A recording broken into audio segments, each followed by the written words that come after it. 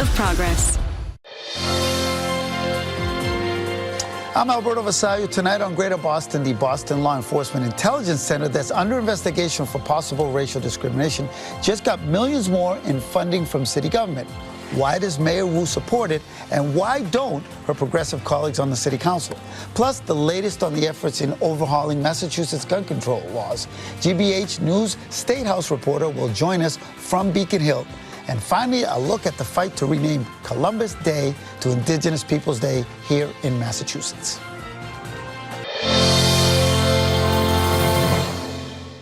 As a city councilor, Michelle Wu voted against funding for the Boston Regional Intelligence Center, known as BRIC.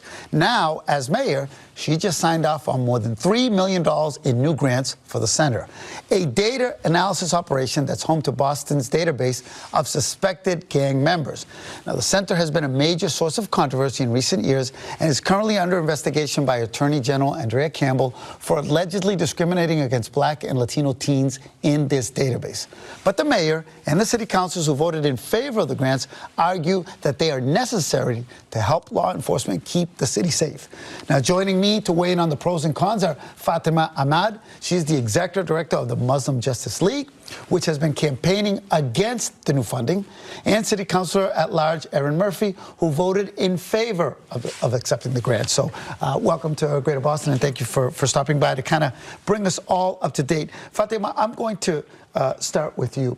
Why do you still oppose, even after maybe hearing what Mayor Wu, and we're going to get into exactly in a little bit why Mayor Wu changed, but are you still at this present moment against the funds going? Absolutely. We're still against it, and so are many community organizations and many community members, because for the 15 or so years that BRIC has existed, they have had scandal after scandal, not just deporting a young person from East Boston, but surveilling activists, surveilling Muslim folks, surveilling Black people. So there's just a mountain of evidence of harms that BRIC has caused, and expanding it is something that we don't support. So do you think that will still happen under a Black commissioner, police commissioner, whose boss is an Asian woman? Who is the they that have been targeting Black folks? As I understand, there's a lot of Black and Latino officers who are part of BRIC. Absolutely. I think that's a great question, because I know a lot of counselors were bringing up how the idea of diversifying BRIC might help, but it won't. The race of law enforcement doesn't actually impact, the systemic violence that happens from law enforcement.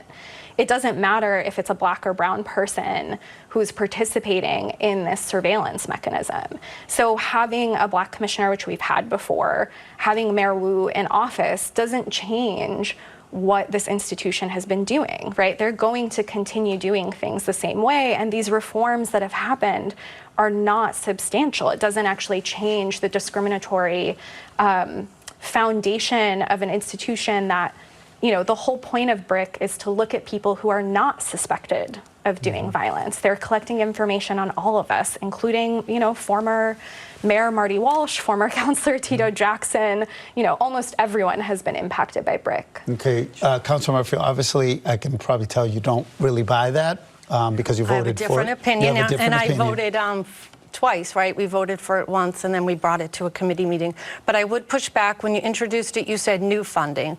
This is 4 years of grants. We're going back 4 years, and it's state grant money that is being sent to the city, only $850,000 a year. It totaled up over $3 million only because we were able to go back and approve all 4 years of past funding for the BRIC. But I disagree. I think the gang database is controversial and definitely is something we have to keep our eye on. We had a hearing for several hours where we talked directly with the BRIC leadership, and they said there were names on there, they've taken them off, and that they'll continue to, but the gang database is not the only thing that BRIC does. There's this belief that the only thing the BRIC does is collect names of innocent people across the city to target them, and that's not their only role. Yeah, I've heard that, because kind of like ICE gets that too. ICE doesn't just deport. No, there's actually so much more that BRIC does, and everything else they do is also really racist and Islamophobic. I mean, I'm sure the counselor would agree. Don't agree with that. Sorry, I didn't finish my point. I'm sure you would agree that them, pulling in social media posts of Muslims who are using common Arabic words like the word for community, if your hashtags that you use as a counselor, the way that they pulled in hashtag Black Lives Matter, hashtag Muslim Lives Matter, that to them was deemed suspicious for 2 years. And it was only when organizations uncovered that they were doing that they stopped. That's the same for the gang database. But this funding is not going to change that. This funding is specific to updating the computer systems, right? The state funding, so it's not city money that we can have conversations on at the council or ask the mayor to change what we spend it on. The state sends it every year. It's the 4th year they sent it, and we approved that we would use it, and it's very specific what it's going to. It's for community outreach. It's for updating the computer systems where they collect data and, it's information. also for hiring analysts. I just want to go to the following point, because I'm kind of curious. Why do you think Michelle Wu has changed her position, and why do you think she's changed position? Very briefly, Sure. why? I mean, it's political, right? And people say it shouldn't be, but we're in politics. I think in her role now, she sees, and as myself as an at-large city councilor, safety is definitely the #1 concern across the city. People want safe streets. People want to be able to go to the park. Seniors want to feel safe in their homes and their community. Schools need to be safe. And I think she sees now in this role in working more directly with departments. Like my sole role on the city council is to make sure that city departments, all of them, not just the Boston Police, have the tools they need to be successful. And you think BRIC helps that? And BRIC is part of the Boston Police Department. They do a good job at what they do. And if they're doing something wrong, like if a teacher is harming a student, which happens, and it has happened here in Boston Public Schools, we need to make sure we arrest and make sure that we take care of that. So if someone in BRIC is misusing data, I am 100% in support of making sure we stop that. Fatima, why did Mayor switch? Yeah, I mean, I think for the councilors and for Mayor Wu, it is politics. It's not politics for me. It's not politics for our communities. As a woman of color who lives in Dorchester, who is actually impacted by violence and wants to feel safe, BRIC makes me and most Muslim folks and Black and brown folks feel unsafe. And, counselors testified to that yesterday as well. Do police in general make you feel unsafe? Absolutely. Okay. Yeah. And does police make you feel unsafe? No. So we have a difference in the views of police here. And representing the whole city, and I'm out there every day, 20 hours a day, and I've been doing this now for 2 years. I don't hear that narrative. And I mean, it's not views, right? It's quite, documented that people of color are treated differently by police. I do want to go to the statement. If that's true, then we absolutely need to fix it. But the funding, that is money from the state that we would have to use our tax dollars on. Now, we can use that money that we wouldn't have to spend our own money for community policing or other things that I think are important to enhance the police department. So I do want to go to a statement that Mayor Wu's office sent to us here at GBH. If we could put that up. The Boston Police Department has been an important partner in our efforts to build trust and safety through data-informed, community-driven strategies across every city department and neighborhood.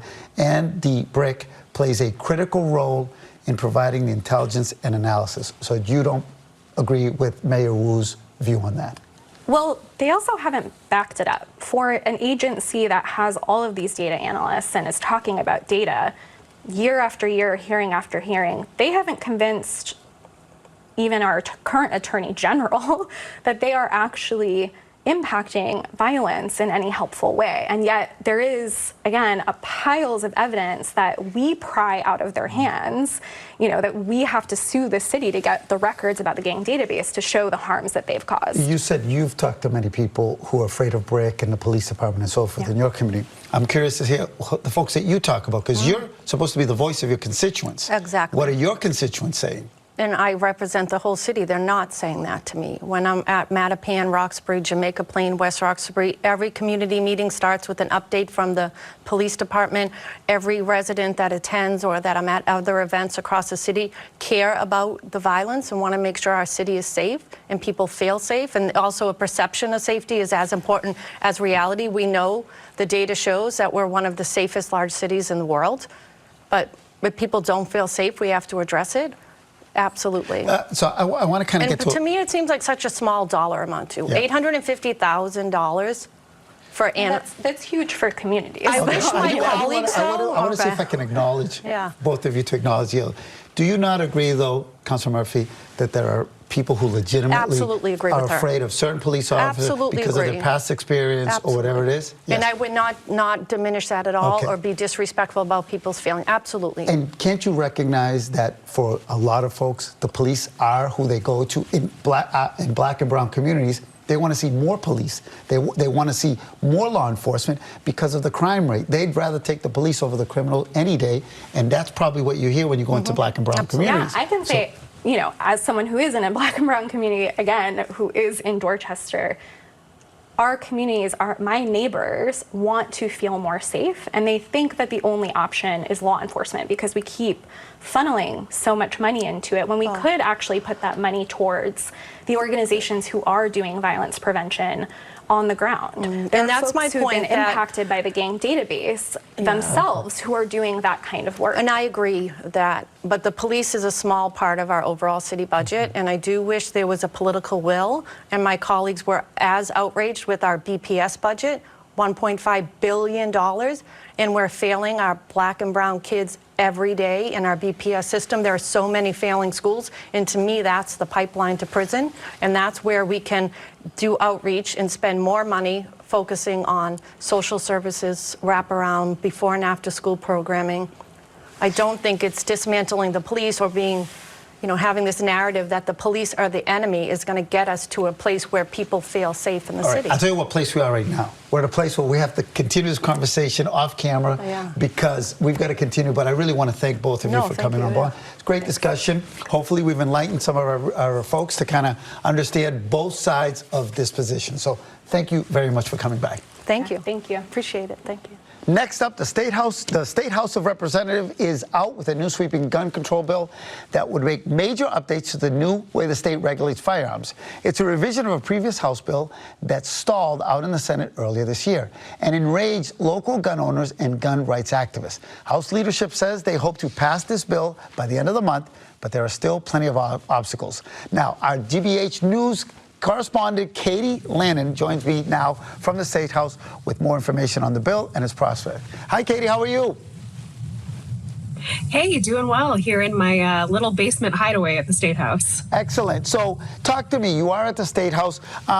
What are these changes all about? And why are so many people now so upset? Yeah, so this has been a bill that top House Democrats have been trying to get through for a few months now, but they heard some fierce criticism from gun owners who are worried about their Second Amendment rights, and as well from other lawmakers who had process concerns. There was not initially a public hearing on this bill. Now there is one scheduled for Tuesday, so that'll give people a chance to weigh in. And Stoneham Democrat Mike Day, the chair of the House chair of the Judiciary Committee, said some of the changes they made in the past couple of months respond to concerns that gun owners have raised, including kind of grandfathering in some semi-automatic weapons that weren't previously covered under the state's assault weapons ban, but now would be under this bill.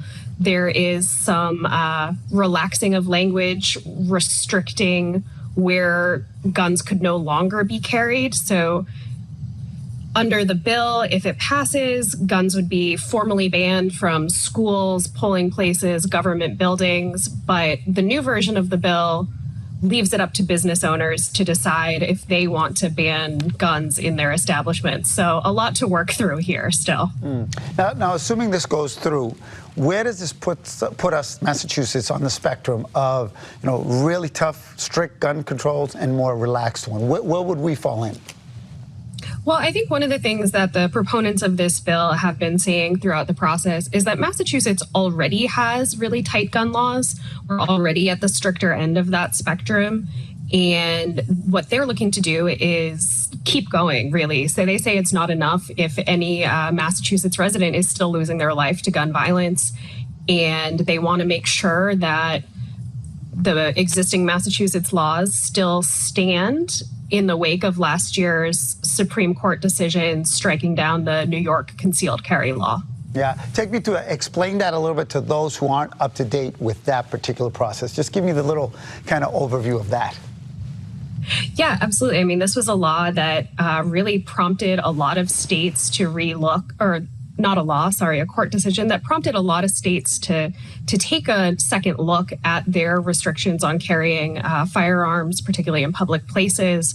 So that's where you see the language in this bill around banning guns from schools, from polling places, government buildings, so-called sensitive spaces. The lawmakers who have proposed this bill say they're confident that those new prohibitions will stand constitutionally. Now, you said there was going to be a public hearing or an opportunity for the public to voice its on both sides. Where do you see, how do you describe both parties? Who's going to be on one side and who's going to be on the other? I think so far, at least on the initial version of this bill, the new one, all 123 pages of it, has only been out for a few hours. But initially, we saw a lot of the Gun Owners Action League and local Second Amendment groups calling for the State House not to take up this bill, to let it die, to not pass it. They've had some yard signs you might have seen that specifically call on people to block this bill. We are hearing from gun violence prevention activists who really want to see the state take more action on its gun laws here. And within the legislature, we've been seeing the top Democrats in the House, Speaker Rahm Mariano, some of his key deputies, really putting their weight behind this bill and identifying it as a priority. Yeah, just curious, does this break down in any type of geographical breakdown, like in certain areas? There's certain folks who want this, maybe on a racial or ethnic. I mean, what's the breakdown from your point of view, from what you've seen in terms of supporting or not supporting this? Yeah, I think that'll be really interesting to see as the process plays out, because particularly in places central and western Mass, where you tend to have more hunting going on, more kind of sportsmanship of that nature, people tend to be warier about further restrictions on gun ownership or carrying weapons. One thing that this bill does include is some language kind of aimed at communities that experience a lot of gun violence. They want the state to take a closer look at its measures and mechanisms for funding gun violence prevention services. Excellent. Well, Katie, try to get out from the basement and enjoy the nice days that we've come before it gets really, really cold. Keep up the good work. Will you be giving us updates on what's going to be going on next week? Yeah, absolutely. We'll be following this to the end of the process, whatever that might be. So right. Stay tuned. Let's get her out of the basement. Thank you, Katie. Thank you very much. Thank you. All right. Also on the docket at the State House is a pair of bills that would officially do away with the Christopher Columbus holiday here in Massachusetts. In its place, the lawmakers behind the bills want to establish Indigenous Peoples Day. They hope the change will, quote, acknowledge the history of genocide and discrimination against Indigenous peoples and recognize and celebrate the thriving cultures and continued resistance and resilience of them. Now, the Senate bill was sponsored by State Senator Jo Comerford. She joins me now, along with, and I love this name, Matui Monroe, co-leader of the United American Indians of New England. She's been leading the statewide campaign for Indigenous people since 2015. So, welcome to Greater Boston. Wanted to thank you for coming on board and give me an update. Where does this stand? How are we? And give me a perspective of are other folks around the country doing this as well? There have been. We had a hearing. Go ahead, Senator Comerford. Go ahead. Bills have been passed in cities and towns all over the country. And in fact, there's more than a dozen states that have already replaced Columbus Day with Indigenous Peoples Day.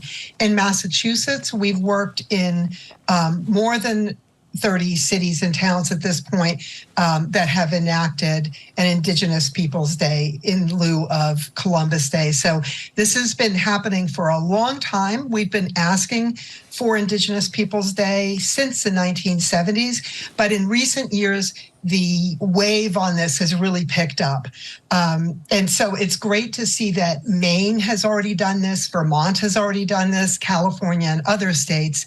But unfortunately, it still needs to be done in Massachusetts as a statewide bill. Yeah. State Representative, why? So who opposes this, right? I mean, you presented it.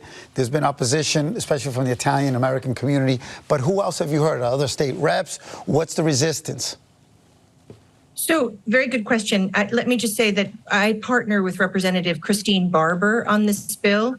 So we're a team along with many state representatives and state senators who support this in the legislature. And, you know, we also have to recognize that there are many Italian Americans who have organized before this session and during this session to support this bill. So like with any community, you know, Italian Americans in the Commonwealth are not a monolith. There are lots of people coming forward in support of an Indigenous Peoples Day. Yeah. And it's actually 20 states nationwide have done this. And Massachusetts, in my opinion, needs to be next in line. So there are certainly people in the Italian American community who don't want to let go, understandably, of an opportunity to honor Italian American heritage. It's important to remember that this current month, October, is, you know, a month to honor Italian Americans in the Commonwealth. And so we believe that we can do both and do both well by recognizing the second Monday in October as Indigenous Peoples Day and recognizing Italian American contributions throughout the month of October. Well, we do have some that say you're taking one day away to replace with another one. And we have Representative Jeff Turco of Winthrop with that argument. Let's take a listen. Nobody objects to creating an Indigenous People Day, but to pit one group of people against another people, I think is an unfortunate approach. This Commonwealth can rightly recognize Indigenous people without throwing the Italian people collectively under the bus. You know, if we wanted to change, you know, Columbus Day and call it Italian American Heritage Day, Italian American Heritage Month, that's one thing. But a bill that basically disregards the contributions of Italian American people is offensive to so many across this Commonwealth. Can you take another day? Why replace that one? Isn't like around Thanksgiving time an appropriate time to do this?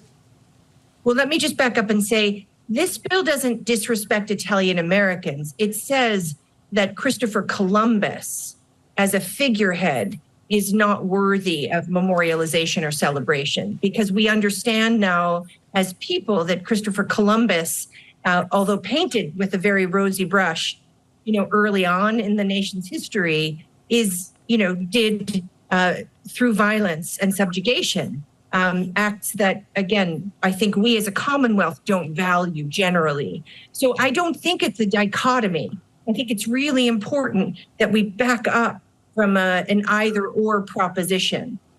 Certainly the committee could do whatever it wants with this bill. I'm hoping it reports it out. But the committee in its wisdom, or House and Senate leadership in their wisdom, could institute another state holiday, or we could figure out a way to recognize the contributions, the many contributions of Italian Americans throughout the month of October, which is now dedicated to them. Ms. Monroe, I do want to be clear that our fight is not with Italian Americans, and it's unfortunate that it's sometimes being couched in those terms by organizations and individuals who are claiming to speak for all Italian Americans, which they don't. You know, many Italians agree with us that Columbus is the wrong guy to back as a symbol of Italian cultural pride. And that's for a host of reasons, which I'd like to discuss further. And we also have wonderful Italian American allies who've listened and understood the need to have Indigenous Peoples Day instead of Columbus Day. You know, Joseph Curtatone, who used to be mayor of Somerville, when he decided to adopt Indigenous Peoples Day there, he said, adopting Indigenous Peoples Day recognizes that the specifics of this holiday, meaning the Columbus Day holiday, run so deep into human suffering that we need to shift our pride elsewhere as Italians. Very interesting. So where Are we going to be able to celebrate this year in Massachusetts? Is it still Columbus Day? Is it Indigenous Day? When will, if it makes a change, is it more for next year? Give me, if you can, a timeline. So the bill just had a hearing. It was a packed hearing room full of supporters, and the committee hasn't yet acted on the bill, which means there's no chance of it being instituted for this coming Monday. My hope would be next year on this 3-day weekend. We have reframed it, as Matoi was saying so beautifully from the former mayor of Somerville, that we're able to really embrace that kind of change in how we're shifting our focus. Having said that, there are cities and towns all across the Commonwealth who will be celebrating Indigenous Peoples Day instead of Columbus Day on Monday. And there are celebrations happening all over, from Aquina and Mashpee out on the Cape, going all the way to the western part of the state. Before we go, can you tell me a little bit about your organization, just for those folks who don't know? Ms. Monroe, I'm sorry? a little bit more about your organization and what it does.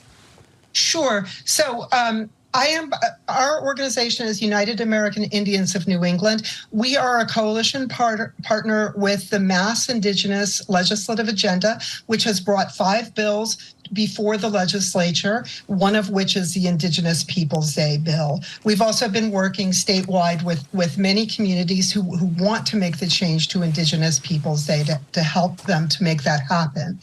I'd love to be able to explain to your listeners why we are working on Indigenous Peoples Day, because I don't think we've gotten to that yet. Excellent. Well, either way, I want to thank you for spending the time today. It was very timely with the holiday right around the corner. So I want to wish you a happy long weekend, and hopefully you'll be back, as this will not go away. This will probably be in the news again by next year. So thank you very much for stopping by Greater Boston. Thank you so much for having us. Thank you.